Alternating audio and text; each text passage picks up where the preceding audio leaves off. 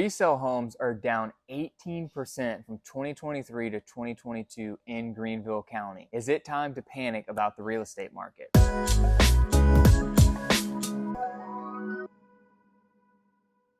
Hi, I'm Evan Whaley, your favorite Greenville realtor. Let's talk about what is going on in the Greenville, South Carolina real estate market. As I was sharing with you, in 2023, we've sold 18% less resale homes than we did in 2022. So what's actually going on? Is this a big concern for the Greenville real estate market? The answer to that is yes and no. The reason why I say yes is because people out there want other options than new construction. Right now in Greenville, 48% of the inventory is made up by new construction homes. If you factor in new construction to homes that are 10 years or less, that's more than 6 out of every 10 homes that's being sold on the market right now. What's happened is we've got homeowners who have really great interest rates. They're 2.5%, 3%, etc. And they're looking at what the market rates are at right now. And for them, it doesn't make sense for their family to upsize, downsize, or whatever to make that move. So a lot of people are staying put, they're doing renovations, and that means there's less options that are available here in the resale market. So what's happened is new constructions had to really fill in that gap. We were already behind with total homes here in our market. And with this stalemate of people who are current homeowners not wanting to sell and move, that's creating even more of an inventory problem. If we see rates happen to drop down below 5%, we could start to see a lot of these homes coming back on the market. And that's what a lot of people are predicting will happen in the next year. If you're wondering why this isn't a concern, we're seeing positive price appreciation here in Greenville. Homes are still going up between 2 to 3% depending on which metric that you look at. So homes are still seeing nice, normal appreciation.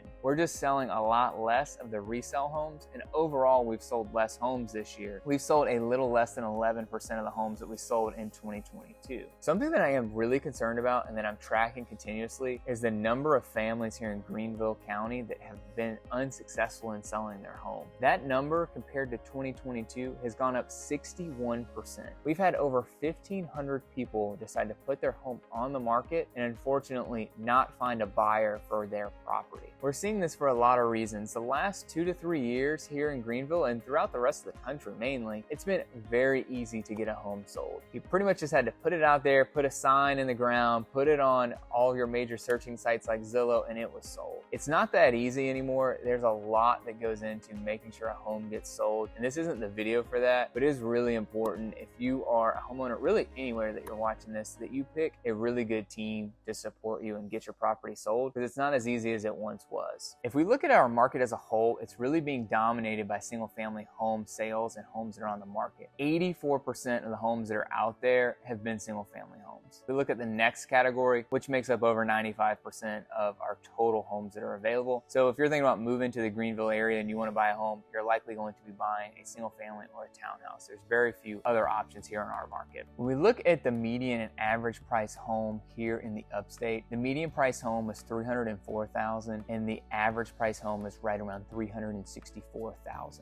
Now let's break that down a little bit further. I know some people are considering selling in different parts of the upstate or moving to different parts of the upstate just to get a good understanding of what a home might cost you, especially a single family, since that is the bulk of our inventory. Now, if we're looking for the most affordable place to move in the surrounding counties of Greenville, Piedmont is the #1 option based on median price, right around $315,000. Piedmont offers a lot of new construction communities, and it typically offers a little bit more land than what you might find in some of the other surrounding counties. So that could be a great option for someone that is okay with being a little bit more remote, not seeing as much of development, because Piedmont hasn't developed a true downtown like a lot of the other places here in the upstate, and they don't quite have as much development going on there at this point as some of the other areas. The next most affordable place, and it was pretty close, was Malden. They're right around $327,000 for their median price. Now, when we look at the 4 places that surround Greenville County that are a median price under $350, you've got Piedmont, you've got Malden that I've already talked about. The other 2 are Easley and Fountain Inn.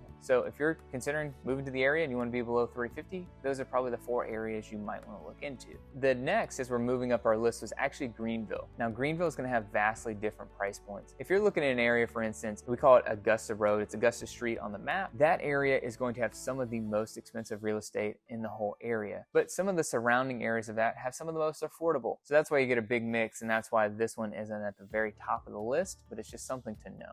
After that, we actually have Greer, Simpsonville, and then Taylor's. All of these are right around $400,000, with Taylor's being right around $413. The most expensive is actually Travelers Rest. It's almost $630,000 to live there on the median, and it's over $760,000 on an average price point. A lot of the homes in Travelers Rest that have been on the market that have sold have been in some very exclusive gated communities, so you can find stuff more affordable than that, but overall there's not a lot of available options in Travelers Rest, and it tends to be a higher price per square foot than the other surrounding areas of Greenville, which Travelers Rest is an amazing place, and they've attracted a lot of people to the area for a specific reason, and with there being a limited amount of inventory, that's created a high demand and higher prices. It's just something to keep in mind. So last, let's talk about where homes are actually coming up for sale. If you're thinking about buying here in the upstate, 20% of the homes are going to have a Greenville address. The next most popular is Simpsonville, which has about 10% of the total homes for sale. After that, we have Greer, which is about 8% of the inventory. Then we have Easley, which is a little over 5% of the inventory. And then we work our way down from there. And I mentioned the two most expensive places to live in the area are also the places that have the least amount of homes coming available. So Taylor's had 2.5% of the homes that have been sold here in the upstate. There's only been 126 opportunities between homes that have sold and homes that have been on the market in the Taylor's area. So it's pretty rare to find a home there. And then lastly, we have Travelers Rest, which is less than 2% of the homes that have sold here in the upstate. They've only had 92 opportunities for someone to find and buy a home in the Travelers Rest area. I think it's really important to keep that in mind so that when you're focusing in on where you want to move to, you know what the available opportunities are so that you can set your expectations properly. I'm curious to hear what you think. Why did we have this big increase of homeowners that weren't able to sell their house? Why have we seen that spike up by 62%? Leave a comment down below because I'd love to hear what you're thinking.